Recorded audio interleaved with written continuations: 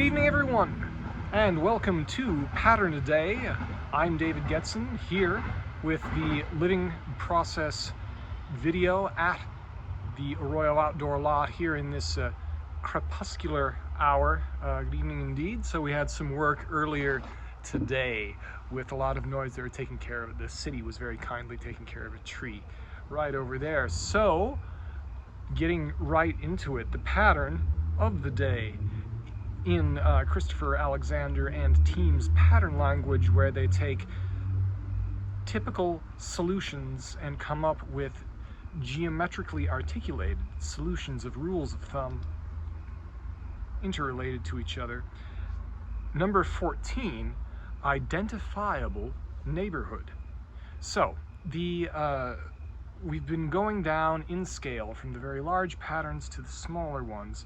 Soon enough, we're going to get to the buildings and groups of buildings, and I think that for someone like me in dealing with the clients that I have, it's going to get really good. And here, we're getting to something that is focusing the patterns that had come before, getting right into it. People need an identifiable spatial unit to belong to. This is something that really has been left by the wayside in a lot of the urban development. A big thing that I think Christopher Alexander should be credited with is in the wake of industrial modernism. We're going to be talking about how the spatial unit is articulated. What does he mean by the spatial unit? How big is it? Why is it so very spatial? So in the wake of industrial output and automobile development, it was kind of not realized that these things that happened organically and unconsciously over time, when the distance between places was set by walking and then eventually dispersed and connected by rail, but still walking to the houses and to the rail stop, as soon as the automobile was introduced and people thought, well, it doesn't matter what's right next to you. It still does. The car doesn't change the fact that it really does matter what's right next to you. And so it's taken us a while to, number one, realize this. He was one of the earlier people to understand that. It certainly wasn't the first. Jane Jacobs was talking about all of this stuff very articulately about a decade before pattern language was published, as she was quite successfully. She and her colleagues in New York City coming up against Robert Moses, who wanted to blitz through the West Village and the NYU campus with a battery to Midtown expressway. Thank goodness they did not build that in Manhattan. So one of the great things about this type of method of work is to see it's a pragmatic conservatism. It's a culture. It's not a political conservatism. It is a cultural or a civilizational conservatism. Myself personally, why not get into it? It's coming up to an election year. I happen to be a center-left person. I am socially liberal, and I am at the same time culturally conservative. With the kind of cultural things that I appreciate, but you can appreciate these types of things regardless of political stance, which is a nice thing for people to realize, I think. Now, one important aspect of that is to see, okay, the past has good things in it, obviously, that we don't want to get rid of. I think anyone who is not delusional and or lying to themselves will admit to this. Of course there are good things in the past. There are also bad things in the past, and to be a pragmatist would mean to say, how do we integrate those good things from the past in the new context?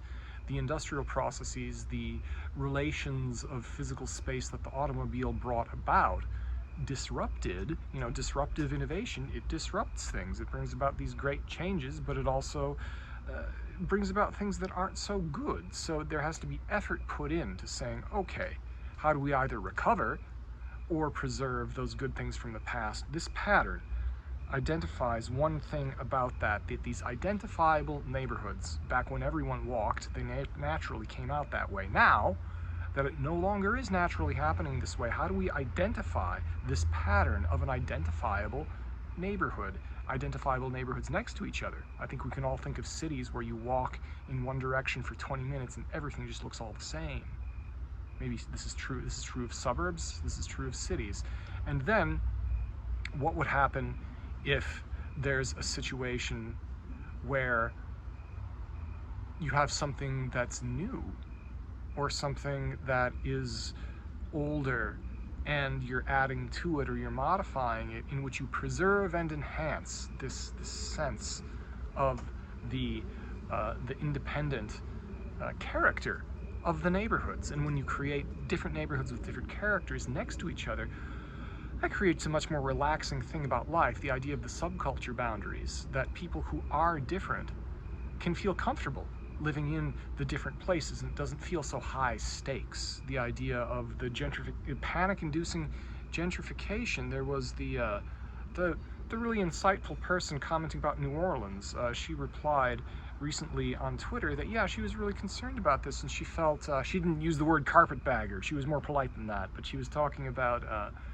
I'm a Yankee, I feel I can talk about carpetbaggers in a self-deprecating way, or a critical way. I never bagged the carpet myself, but I've traveled too much. Someone could blame me for being a carpetbagger, I suppose.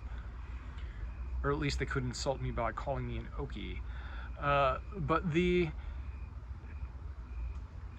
what we can do, instead of having the gentrification suck the life out of a place, or turn the place into something that only very few people can enjoy, which is a different kind of sadness to it, that you're creating this, one of my favorite words in urban design, polynucleation.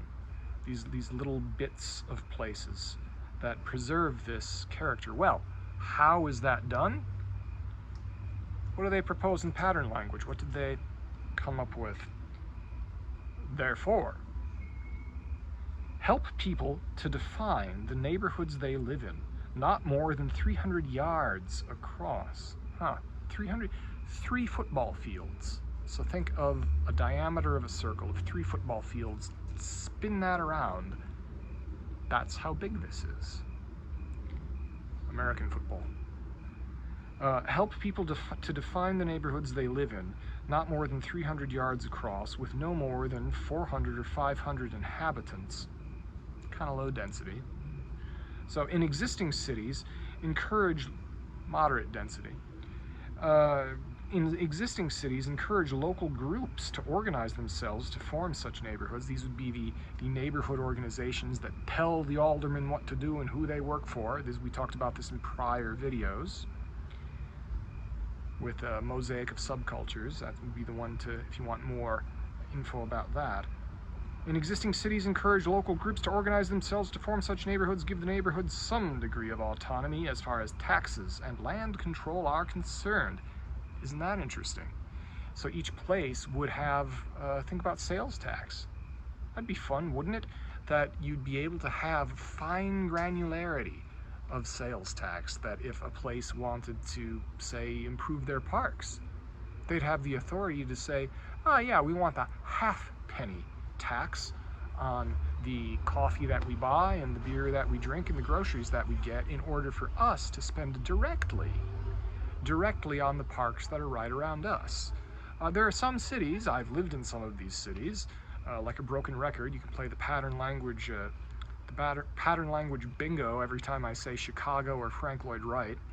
But in Chicago, people repeatedly vote to increase their own taxes. Why? Because they see they're brainwashed liberals. Maybe, but also they vote to raise the taxes, for example, to increase the amount, to not shut down the L stations, which I was part of in 2005. We had to convince the downstate senators to let us tax ourselves, because they didn't want to go on, all the people from not Chicago didn't want to go on record voting for a tax increase and then putting attack ads. But we were able to explain it to everybody, and there was, what was it, a point, something ridiculous, like a .001 or a .002 cent on the dollar increase in sales tax in Cook County and the collar counties would mean that they're not going to shut down the rail service, they're not going to shut down the stops, they're not going to shut down the bus lines. Kids get to go to school, people get to go to work, the people who drive get to have less congestion. You have lovely stuff like this happening more often. This beautiful Los Angeles Metro train arriving. But